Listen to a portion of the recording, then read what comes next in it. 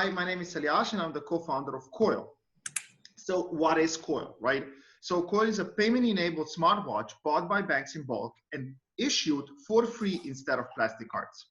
So did you know that 83% of Generation Z would like to pay with a wearable, but only 14% of them actually owns one? So all of the Fitbits, all of the Apple Watches, all of the Garmin watches, everything is just 14%.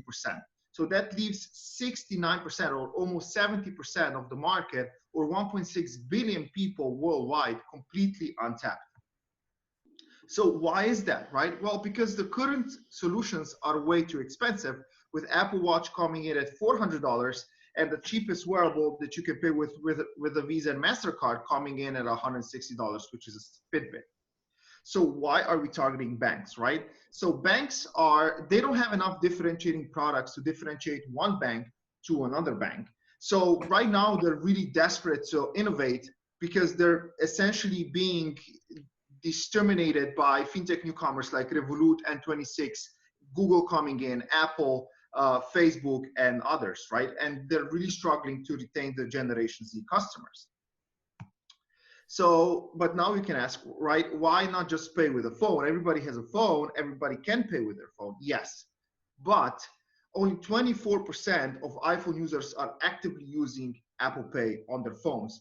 And 80+% of Apple Watch users are actively using Apple Pay. So this is a big difference. This is not a 10% difference. So what is the opportunity here, right? So with Coil, banks can now get new customers from other banks.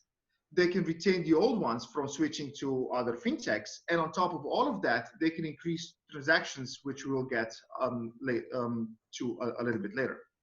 So we already have 3 sign-up bank partners in Europe. We have 22 total banks in the pipeline. We're adding 2 to 3 banks a month. We expect to deploy 150,000 devices this year with just the 3 banks, and the current pipeline interest is around 10,500,000 devices to buy. So we're raising our first we're raising our seed round that will allow us to deploy with the first customers. We are a team of really experienced entrepreneurs with exits. From managers from McKinsey, bank presidents, and our CPO actually built Apple Pay, Google Pay, Fitbit Pay, pretty much any pay you can think of. And our advisors are Stanford professors, C-level Pinterest employees, Philips high-level Philips employees, IIM professors, and so on. So let me tell you a little bit more about our device. So it has all the smartwatch capabilities you can think of. You can, answer reject calls. You have all the fitness tracker capabilities. It can also run apps. But because it was built for payments, it has a lot of unique features that you're not going to find anywhere else.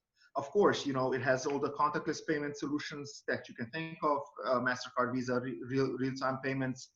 And because it's issued by a bank, you can check your balance. It can give you card recommendations.